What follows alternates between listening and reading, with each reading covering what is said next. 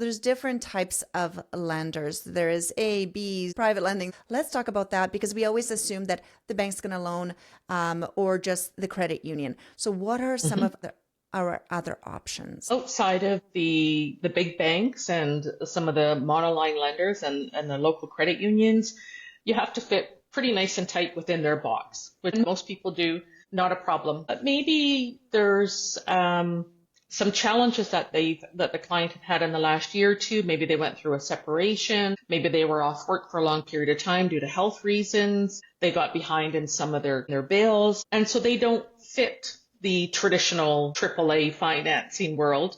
So we have to put them into a B lender. And so we get to extend the ratios. They look at things a little bit differently than the traditional way. The interest rate might be a little bit higher, but with maybe a little bit larger down payment, they'll look at the file and determine if they can help out. So that's a B lender. And then we have a private financing. I do a lot of private mortgages, and that's for people private lenders are really looking at the equity in your home or the size of your down payment on a purchase. The stronger the security, the better. They don't ask a lot of questions. They're strictly using your home as security. The interest rates are quite a bit higher. And I always encourage people, it's really a short-term fix. It's not a product that you want to stay in for long term. We always want to find the best exit strategy for you.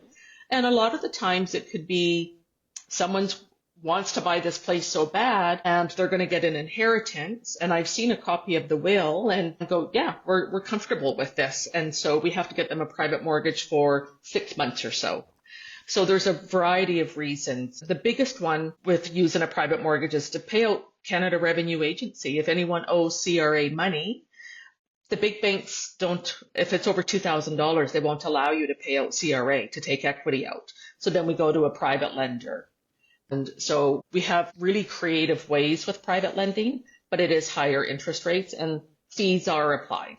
So the private lender will dictate how much it's going to cost and that they pay the mortgage broker out of those fees. Mm-hmm. Whereas traditional financing, we don't charge fees. The bank or credit union pays us. Clients don't pay for our services on the A side.